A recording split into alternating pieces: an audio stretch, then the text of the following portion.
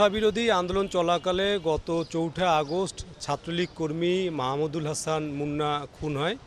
এই ঘটনায় মুন্নার পিতা আব্দুল মজিদ বাদী হয়ে গত ২৯শে আগস্ট ১২৮ জনকে আসামি করে বিজ্ঞ মেট্রোপলিটন ম্যাজিস্ট্রেট কোতোয়ালি আমলি আদালতে একটি মামলা আনয়ন করেন। বিজ্ঞ আদালত সন্তুষ্ট হয়ে সংশ্লিষ্ট থানাকে এফআইআর হিসেবে গণ্য করার আদেশ দেয়। এর পরবর্তী পর্যায়ে আমরা দেখলাম যে গত ৩ সেপ্টেম্বর এই মামলার বাদী আব্দুল মজিদ ১২ জনের নাম প্রত্যাহার করে সংশ্লিষ্ট আদালতে একটি আবেদন করেন। এই আবেদনের প্রেক্ষিতে বিজ্ঞ আদালত এই যে মামলার বাদী তিনি যখন ফৌজদারি কার্যবিধির ২০০ ধারায় জবানবন্দি দেন মামলাটি ফাইলিংয়ের সময়, তখন তার বক্তব্য ছিল একরকম, এবং তিনি যখন ১২ জন আসামির নাম প্রত্যাহার চেয়ে আবেদন করেন তখন তার বক্তব্য ছিল আরেক রকম। এতে সুস্পষ্টভাবেই বোঝা যায় যে এই মামলাটি তিনি যখন দায়ের করতে এসেছে তখন কারো দ্বারা প্রভাবিত হয়ে এসেছে, এবং মামলাটির থেকে যখন ১২ জনের নাম প্রত্যাহার করার জন্য এসেছে তখনও তিনি কারো দ্বারা প্রভাবিত হয়ে এসেছে। এই যে তার অসংলগ্নপূর্ণ বক্তব্য, এই বক্তব্যের জন্য কিছু সময় সংশ্লিষ্ট আদালতের বিচারক এই মামলার বাদীকে কাঠগড়ায় আটক করে রাখে এবং পরবর্তী পর্যায়ে তাকে সেখান থেকে মুক্ত করে।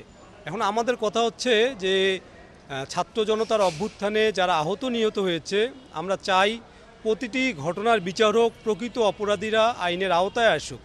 কিন্তু এই যে গণহারে গোটা দেশে যেভাবে করে মামলা হচ্ছে, যারা ঘটনার সাথে জড়িত না নিরীহ মানুষকে আসামি হিসেবে শ্রেণীভুক্ত করা হচ্ছে কিংবা মামলা বাণিজ্য হচ্ছে, এই ঘটনাগুলো সত্যিই দুঃখজনক। এবং এই ঘটনার কারণে কিন্তু মানুষের যে আজকে আইনের প্রতি যে আস্থা ভরসার যে জায়গা, সেই আস্থা ভরসার জায়গা কিন্তু ক্রমাগতই নষ্ট হয়ে যাচ্ছে।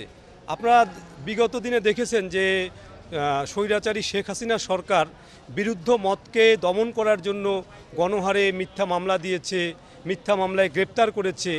তো এই যে অগণিত শহীদের রক্তের বিনিময়ে আমরা যে ৫ই আগস্ট অভ্যুত্থান করলাম, আমরা চাই না যে সেই বিভীষিকাময় পরিস্থিতি আবার আমাদের দেশে ফিরে আসুক। মিথ্যা মামলায় কাউকে হয়রানি করা হোক কিংবা মিথ্যা মামলায় আসামি করা হবে এজন্য বাণিজ্য করা হোক।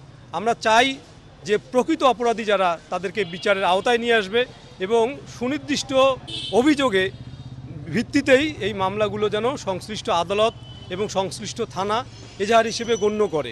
ঢালাওভাবে মামলা যে নেওয়া হচ্ছে, আমরা মনে করি যে আসলে এই ক্ষেত্রেও সতর্কতা অবলম্বন করা দরকার।